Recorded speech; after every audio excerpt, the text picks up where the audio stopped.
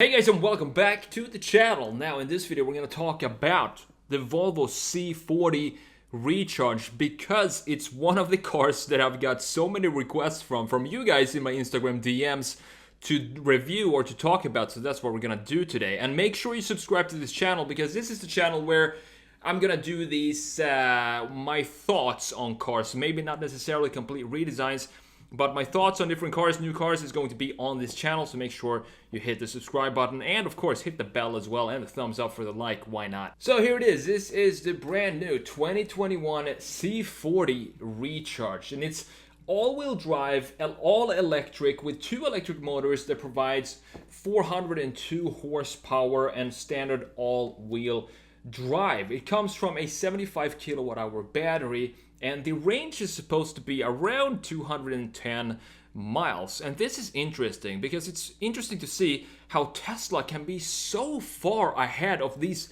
major car companies such as Mercedes, BMW, Volvo when it comes to range. 210 miles is, I think, less than the standard range plus Model 3, which is the base model of Tesla. So it's interesting, and I'm pretty sure that Tesla's battery technology is open source.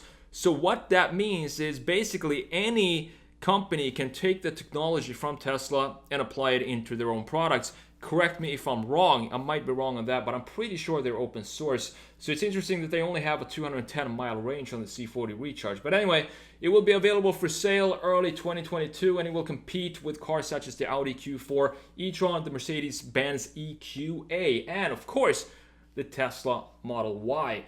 However, this car will not be for sale in your local Volvo dealership. The only way you can buy this car is online. So you fill out the form, just like you buy a Tesla basically. And the price is set to around $55,000 for this car.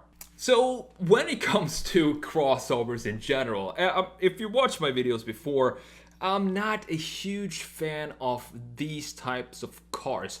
And specifically when it comes to Volvo, the king of wagons, the king of the 740, the 940, the 240 wagon, and then they go and make a crossover, which I totally understand why they have to do a crossover like this, because these sell like crazy. And in today's world, in the automotive world, car companies need to make cars that sell, and people are buying these coupe SUVs for some reason that I don't understand.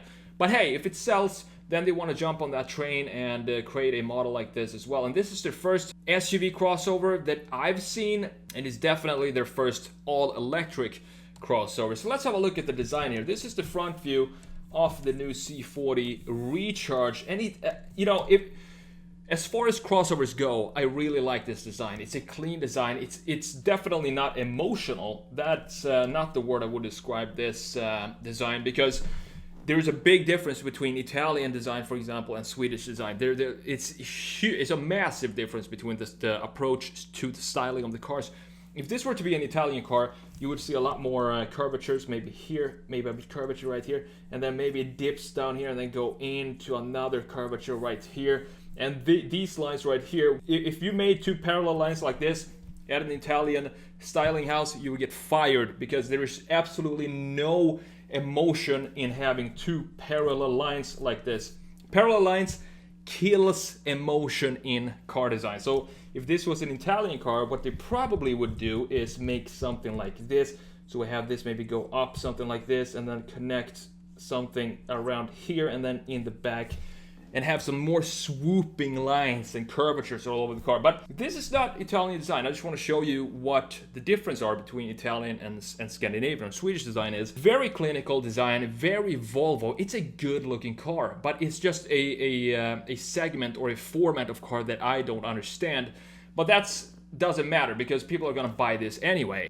So what makes this a Volvo is currently Volvo has a very product design approach to their cars, meaning it's less emotional and more like a consumer electronics vibe or approach to the design, and it looks good. It looks like a product, more like a car in my opinion. It's starting to melt together with Polestar's design. I've made a couple of reviews of Polestar before, and I get the same feeling here, specifically now that this is all electric. This could probably be a Polestar if they just switch out the badges, and you can market it as a Polestar as well. But Volvo, of course, is on track to becoming all electric by, I think, 2030. I might be wrong on that. But so they need to get going with these electric cars outside of Polestar as well. So let's have a look at the side view right here. And this is where it gets interesting. This is the typical crossover design that we have right here. We have the shoulder line that is it's defined in the front and the rear. We have this shape right here, and then we have this shape right here. Beautifully done. We don't have any kind of definition of a shoulder line in the middle, but we still have two connecting pieces on each side of the side view. And then of course you have these two parallel lines down here, which is very Volvo, very Scandinavian and sterile design. And this then goes into the rear bumper, so we have line flow here as well. And one detail I really like about this design is the treatment of the LEDs in the rear. You have this dot, and then it goes into a solid LED that shapes the traditional taillights of what we're used to seeing from Volvo.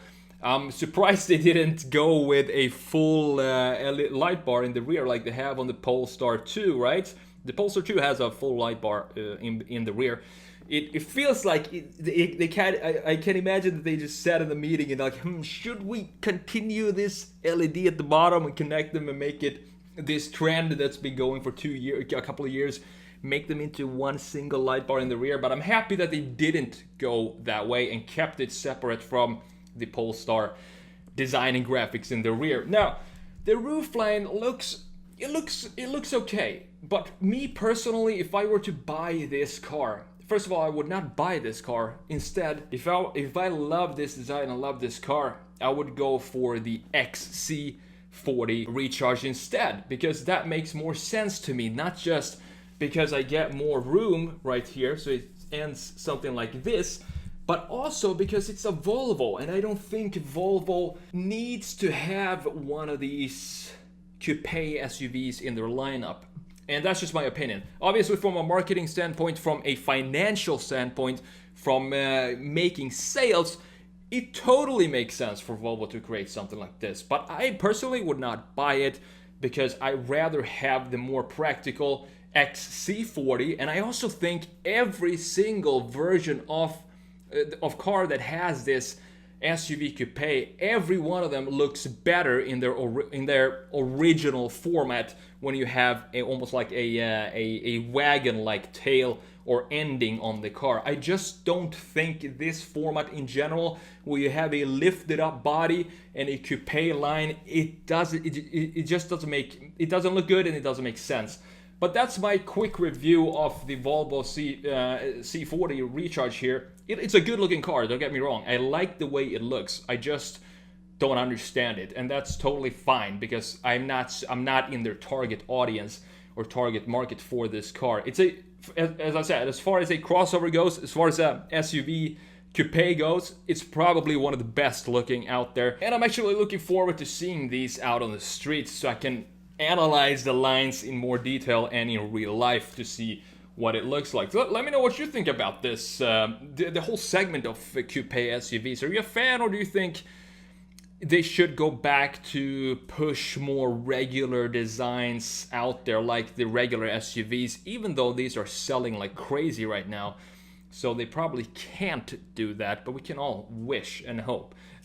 As long as they still have the other version available to you, then it's all good. If these cars completely take over the segment and there are no SUVs whatsoever left, every single car has a sloping rear roofline, then I would probably have a problem with it. But so far, so good. It's just an addition to all the different kinds of designs we have out on the streets, so it's a welcome addition in that aspect as well. Thank you so much for watching. I'm the Sketch Monkey. Don't forget to subscribe to this channel. More videos like this coming, of course, and keep sending me suggestions on my Instagram or down here in the comments on what you would like me to talk about, what cars you would like me to cover here on this channel. Take care, and I'll see you in the next video.